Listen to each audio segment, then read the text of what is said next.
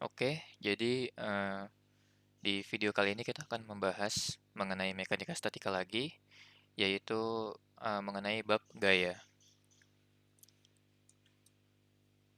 Kita akan belajar tentang gaya ya di sini. Terus saya tulis gaya.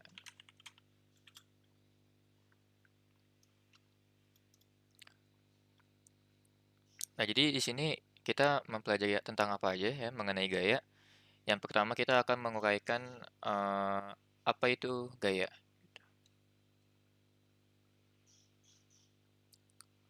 Uraian gaya ya, uraian suatu gaya. Habis itu juga kita mempelajari tentang resultannya.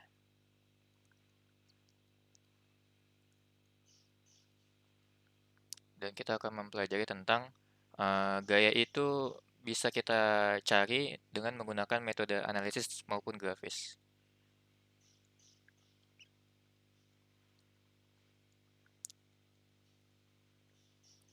Analitis dan grafis. Lalu kita akan mempelajari tentang keseimbangan gaya.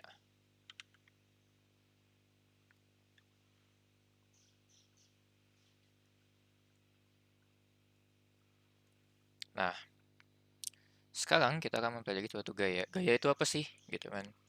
Jadi, gaya itu apa sih? Kalau bisa kita katakan, ya gaya itu adalah suatu besaran vektor gitu, yang memiliki skalar dan arah. Jadi, kalau misalkan kita ngomongin tentang apa gaya ya, maka gaya itu disebutnya ya suatu besaran vektor gitu. Ya, besaran vektor. Jadi, besaran vektor itu ya dia punya memiliki ukuran skalar dan arah. Jadi, seperti itu ya. Memiliki ukuran skalar dan arah. Jadi skalar itu bisa kita katakan dia nilainya, nilai gaya. Nah, kalau ini kita sebutnya ya arah gaya gitu. Arahnya mau kemana gitu. Nah, jadi gini. Misalkan saya punya gaya sebesar F gitu ya. Jadi gaya sebesar F nih. Nah, misalkan di sini disebutnya titik O, di sini titik A. Nah, eh, kalau misalkan kita lihat di sini kan nih, kalau misalkan saya ukur panjang panah ini ya, ini disebutnya adalah besarnya gaya gitu loh. Jadi ini disebutnya besarnya suatu gaya.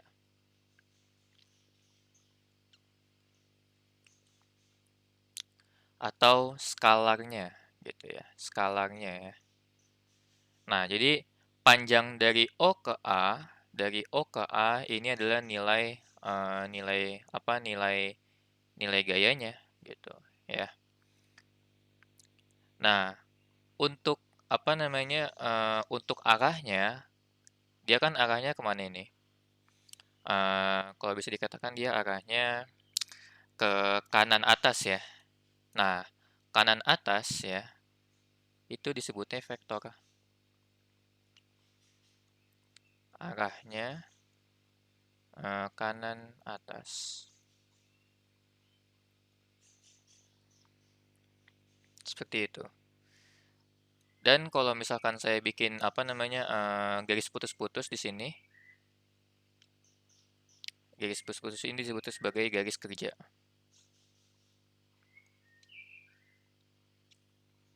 Seperti itu ya, garis kerja gaya F. Nah, terus juga ada lagi ya ini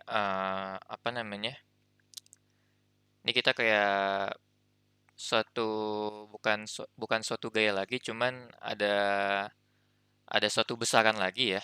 Nah, misalkan saya punya apa? Saya punya gaya F ya, arahnya ke atas. Habis itu misalkan di sini kita punya lengannya gitu loh. Nah, lengan lengannya ini misalkan panjangnya L gitu. Nah, lengan ini gitu kan. Maaf, ini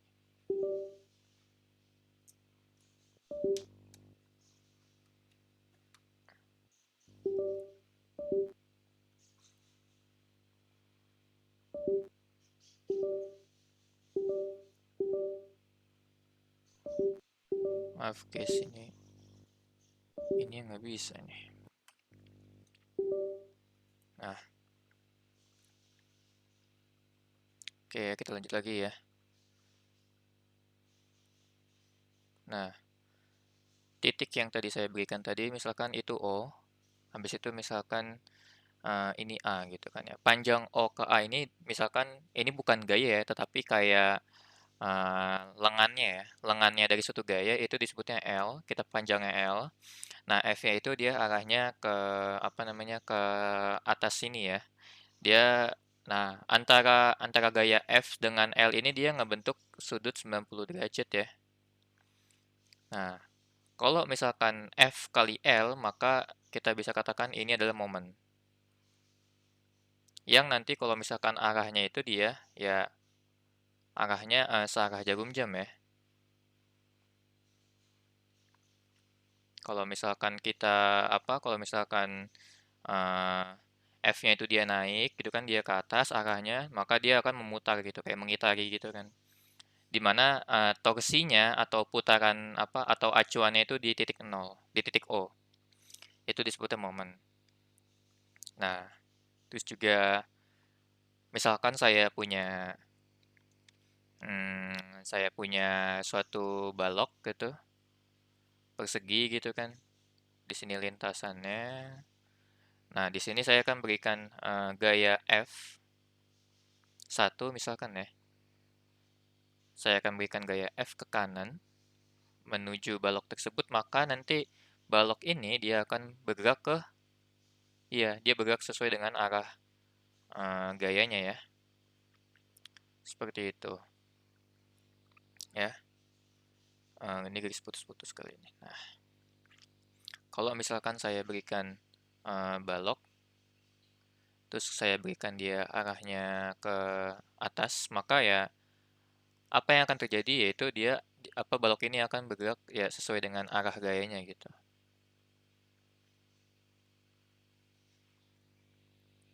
Seperti itu. Nah, jikalau kalau misalkan saya punya suatu balok, dia punya gaya F1, maka lalu dia punya gaya F2. Nah, di sini maka dia arahnya kemana nih? Kalau misalnya dua gaya ini. Sekarang kita tinggal analisis aja dari hubungan antara F1 dengan F2 ini. Kalau misalkan F1 dia arahnya ke sini, terus juga F2 dia arahnya ke atas gini kan, kalau misalkan dilihat ya, arah ke atas gini, maka kita akan lihat hubungannya gitu. Hubungannya maka dia akan arahnya ke kanan atas gitu. Itu disebutnya resultan. Maka nanti resultannya yang arahnya ke sini nanti. Nah, seperti itu ya untuk gabungan arahnya.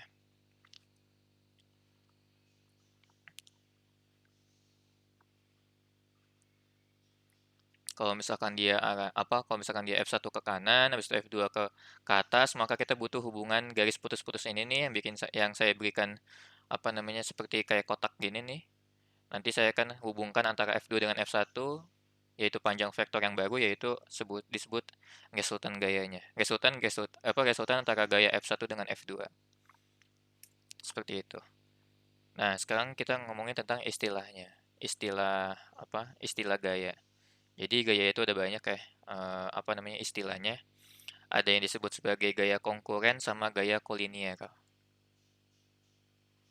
Ada gaya konkuren dan juga ada gaya kolinier. Nah, gaya konkuren ini gaya yang dimana garis kerjanya itu bertemu dalam suatu titik. Jadi misalkan gini, tadi kan kita udah ngomongin tentang garis kerja ya. Kalau misalkan kita punya gaya F1, maka nanti dia garis kerjanya di sini nih, ya kan? Ini garis kerja. Nah, bagaimana kalau misalkan garis kerja ini dia bertemu dalam suatu titik? Maksudnya adalah kalau misalkan kita ngomongin bertemu dalam satu titik, maka dia memiliki garis kerja yang banyak gitu. Jadi misalkan saya punya garis kerja di sini,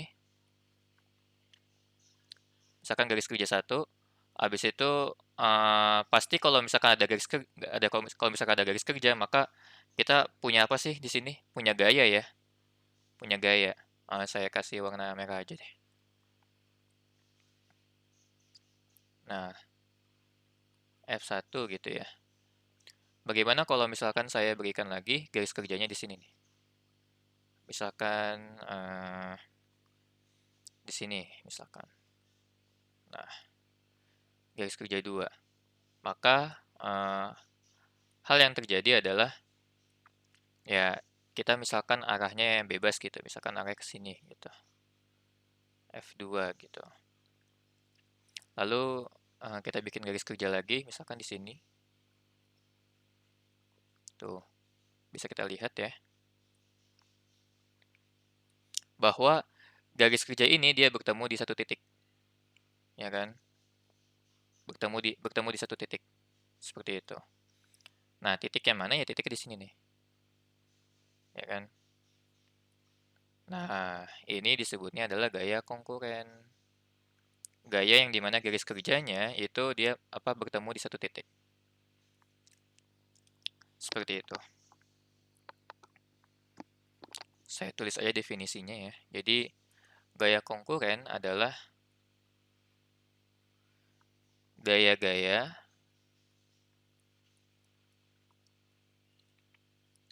di mana garis kerjanya bertemu dalam satu titik.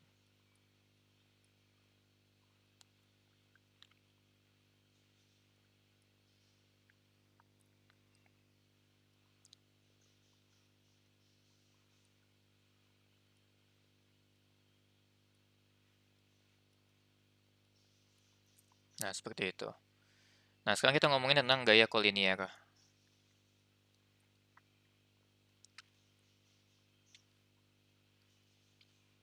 Nah, gaya kolinier itu adalah gaya-gaya yang dimana garis kerjanya itu berimpit dalam satu garis. Jadi, maksudnya adalah misalkan saya punya misalkan saya punya apa namanya gaya gitu kan ya, gaya F1, habis itu juga ada gaya F2 gitu,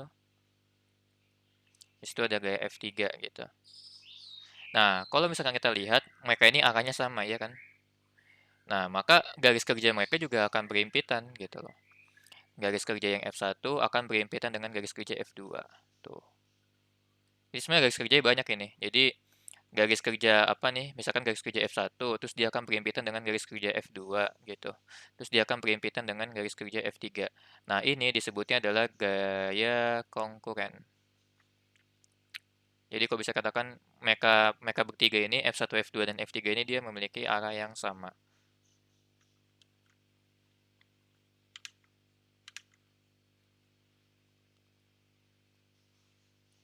Seperti itu disebut sebagai gaya kolinier. Jadi gaya kolinier adalah gaya-gaya di mana garis kerjanya berimpitan dalam satu garis.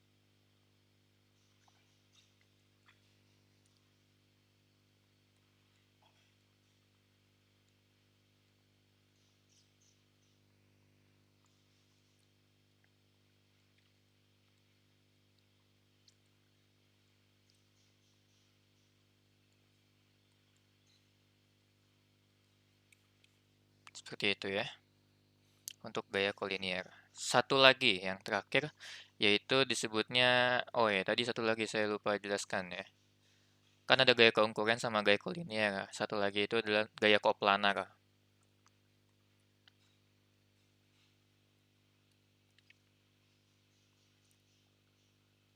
Gaya koplanar.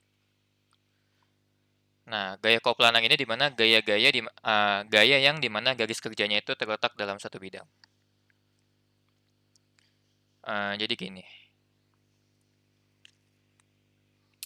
kalau misalkan kita ngomongin satu bidang, ya, tadi di sini dibilang gaya koplanar adalah gaya-gaya yang garis kerjanya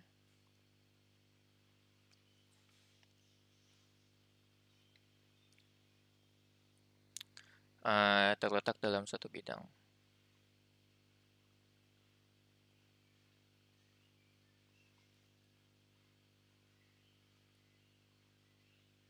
Misalkan saya punya bidang persegi, ya.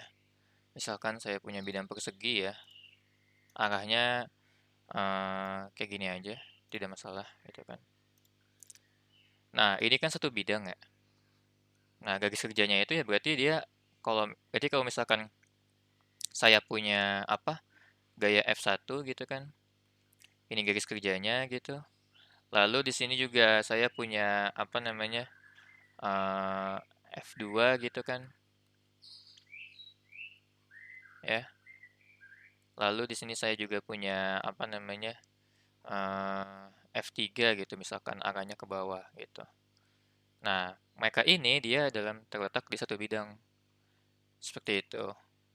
Jadi kalau misalkan bidangnya apa A, B, C, D gitu kan, ya maka garis-garis kerja ini pasti dia berada di bidang A, B, C, D itu disebut sebagai gaya koplanar. Beda sama yang apa namanya? Beda sama yang gaya konkuren. Kenapa gaya konkuren berbeda? Karena di sini kita lihat apa namanya?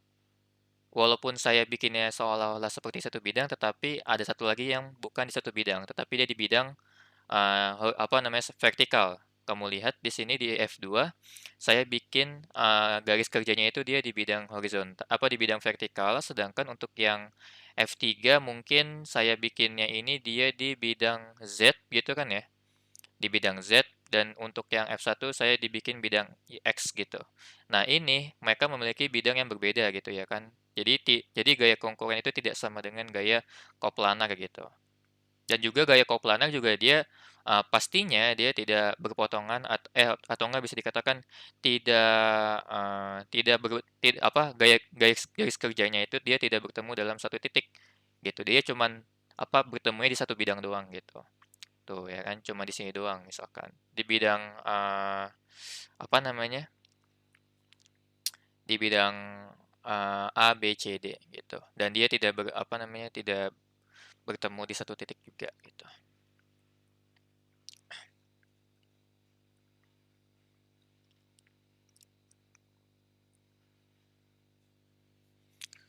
Nah, di sini ada apa namanya? Ini ada perjanjian tanda ya. Cuman kalian tidak terlalu jadi patokan banget sih untuk perjanjian tanda.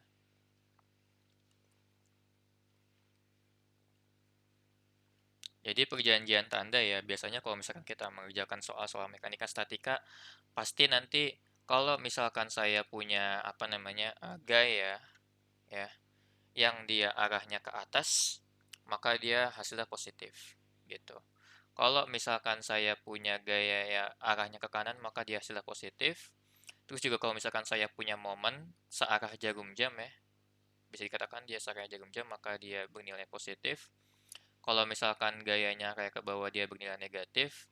Dan kalau misalkan dia arahnya ke kiri, dia bernilai negatif. Dan kalau misalkan momennya dia berlawanan jarum jam, maka disebutnya negatif.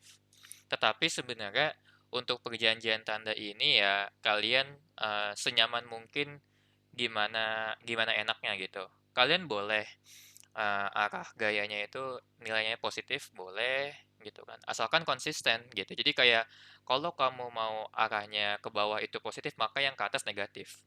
Dan itu harus konsisten. Maksudnya keseluruhan soal yang kamu bikin itu konsisten gitu. Misalkan kamu lagi ngerjain satu soal gitu kan ya.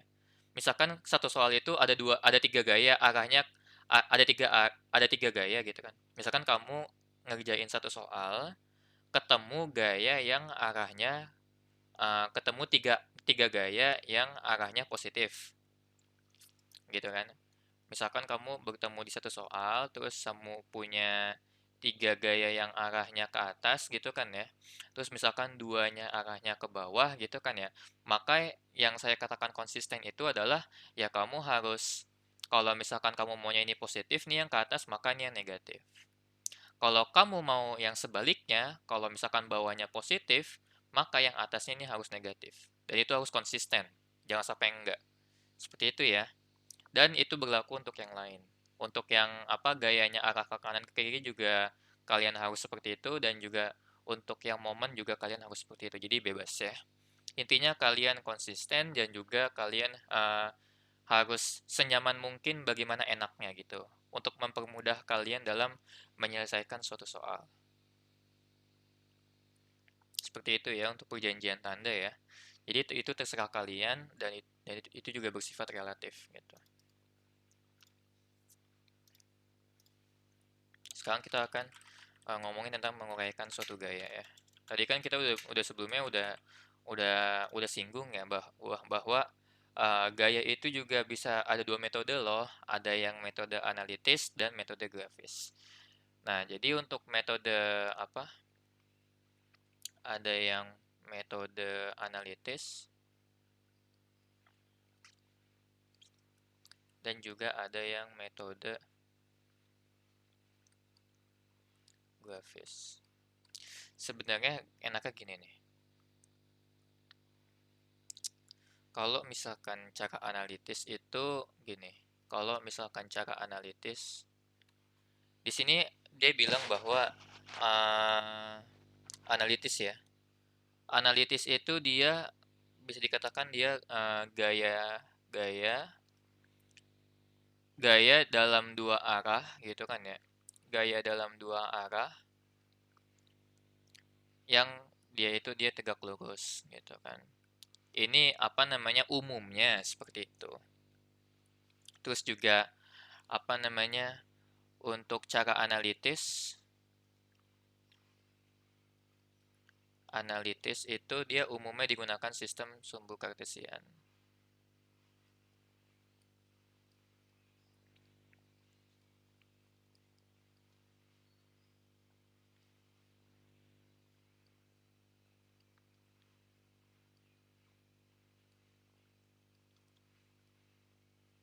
Nah, jadi gini ya.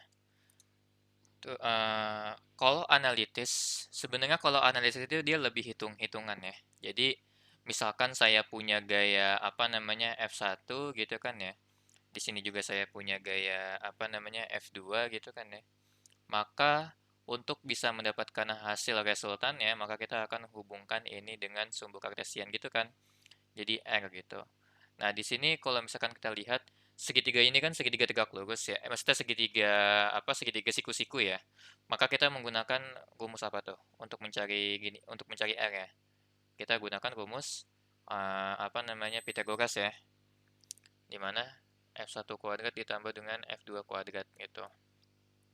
Ya.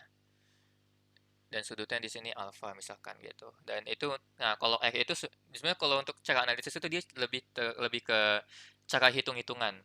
Umumnya emang dia pakai sumbu kartesian. Jadi sumbu kartesian itu saya ulangin ya seperti ini. Ini dia sumbu kartesian. Nah, pokoknya intinya cara analitis itu cara yang sudah kalian apa namanya sudah kalian ketemu di mata pelajaran fisika SMA ataupun di matematika mungkin gitu kan ya, dimana kalau misalnya kita mau mencari gaya kan kita harus hitung dulu kan, pakai rumus aturan sinus, aturan kosinus maupun teorema Pythagoras. Itu juga itu disebutnya yang kalian lakuin itu sebenarnya cara analitis ya. Nah, kalau cara grafis, sebenarnya kalau cara grafis ini dia mainnya gambar gitu. Mainnya gambar. Saya kasih contoh gini, untuk kayak metode apa? Metode grafis. Jadi misalkan saya punya apa namanya? Nah, ini kalian lihat deh, apa namanya? Gini deh. Misalkan saya punya gaya, misalkan ya, gini. Maaf. Misalkan saya punya gaya namanya F1. Gaya ini nilainya 20 Newton. Nah, kalau misalkan kalian lihat, kalau untuk metode grafis itu sebenarnya gini. Untuk apa namanya F1 sama dengan 20 Newton, saya akan kasihkan satu lagi syarat di mana 10 apa di mana misalkan gimana ya? Gimana misalkan 5 Newtonnya itu saya kasih 4 cm. Nah, paham nggak maksudnya apa? 5 Newton sama dengan 4 cm maksudnya apa tuh? Jadi gini, kalau misalkan 5 apa 5 Newton sama dengan 4 cm, maka nanti kalau misalkan saya bikin 20 Newton nih, misalkan saya bikin nih, saya gambar gitu kan ya. Saya gambar pakai penggaris kan, berarti 4 cm kali berapa nih? Kali 4 ya, berarti saya bikin 16 cm untuk bisa mendapatkan 20 Newton gitu loh. Misalkan misalkan satu kotak ini 4 cm ya. Nih, misalkan satu kotak ini 4 cm nih. 4 cm. 1 cm misalkan. Saya bikin nih. 1, 2, 3, 4, 5 Newton. 1, 2, 3, 4. 10 Newton. 1, 2, 3, 4. 15 Newton. 1, 2, 3, 4. Nah, 20 Newton. Maka ini disebutnya gaya grafis. Nah, jadi apa garis vektor yang saya bikin ini dia 16 cm gitu kan ya, menandakan bahwa ya ini 20 Newton gitu ya. Nah, terus misalkan saya mau bikin apa namanya gaya ke bawah gitu kan ya, dimana F2 ini dia sama dengan 10 Newton deh gitu. Nah, perjanjiannya juga sama, 5 Newton itu sama dengan 4 cm, maka saya bikin di sini arahnya ke bawah nih ya kan. Berarti kita lanjut lagi nih. 1, 2, 3, 4, 5 cm. 1, 2, 3, 4, 10 cm. Arahnya ke bawah gitu. Kenapa saya menghubungkannya dia apa? Jadi kalau untuk metode grafis itu dia kalau misalkan saya bikin gaya yang arahnya ke kanan, nih, nanti saya akan lanjutin lagi apa seterusnya. Nah, saya akan lanjutin lagi. Nah, untuk kita bisa mendapatkan hasil resultan dari apa kedua gaya ini, maka ya makanya tinggal tinggal kita ini doang sebenarnya sih. Bikin bikin gini tuh. Bikin hubungannya lagi. Tinggal tinggal di tinggal ditarik garis doang kok hubungannya itu loh. Nah, nanti panjangnya ini, panjang yang bernilai senti ini itu nilai apa nilai gayanya sebesar Newton gitu. Jadi untuk cara grafis sebenarnya seperti itu. Dan biasanya untuk apa cara grafis ini dia gaya yang dua arahnya itu sembarang gitu. Tapi ini saya makainya yang tegak lurus aja gitu untuk mempermudah. Jadi sebenarnya seperti itu untuk cara grafis ya. Jadi untuk bisa kita mendapatkan nilai gayanya itu tinggal tinggal kita ukur doang make penggaris gitu berapa senti gitu kan ya. Dapat deh nanti itunya apa namanya gayanya gitu. Sebenarnya sih yang lebih lazim ya atau enggak yang lebih gampangnya ya apa ya 1 Newton 1 senti sih. Bukan 5 Newton 4 senti ya. 1 Newton 4 senti itu juga apa lebih lebih lebih gampang ya. Nanti kalau misalkan kalian ukur pakai penggaris itu dia lebih gampang nanti. Ketahuan nanti. Oh, misalkan saya tarik garis dapatnya 25 senti ya, berarti nanti 25 Newton gitu gayanya. Paham ya? Jadi kalau misalkan nanti misalkan saya dapat nih apa panjang garis ini misalkan saya ukur ya pakai apa? Pakai penggaris 20 cm, 25 cm nih panjangnya. Maka nanti ya hasilnya adalah 25 Newton gitu. Kalau misalkan perjanjiannya adalah 1 Newton 1 cm. Seperti itu. Jadi untuk cara grafis itu seperti itu ya.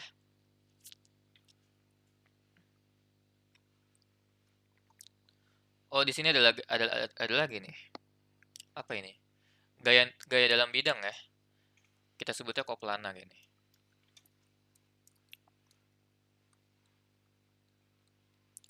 gaya dalam bidang atau disebutnya koplanar. Nah, koplanar ini adalah untuk gaya-gaya koplanar dalam bidang, uraian dari suatu gaya hanya dapat dilakukan pada dua arah saja.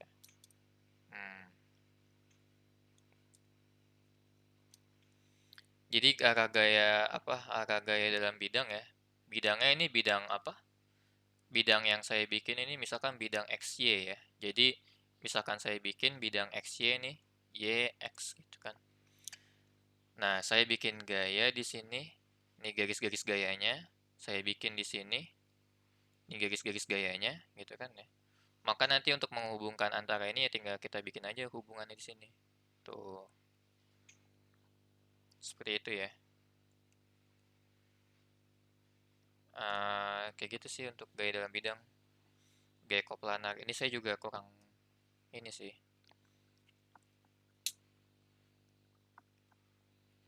Gaya dalam bidang tuh seperti itu.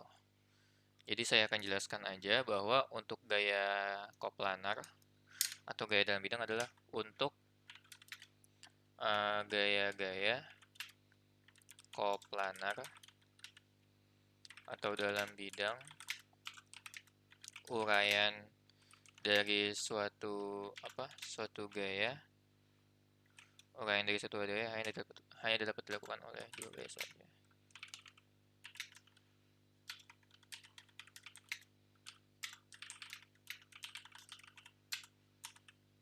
Seperti itu ya.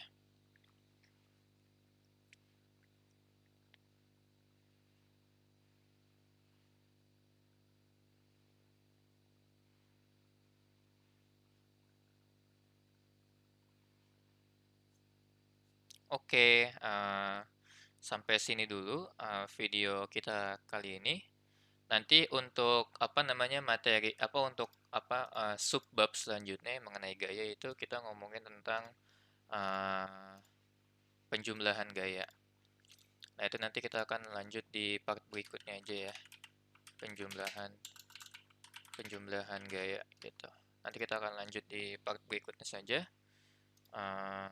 Sampai ketemu di video berikutnya. Bye.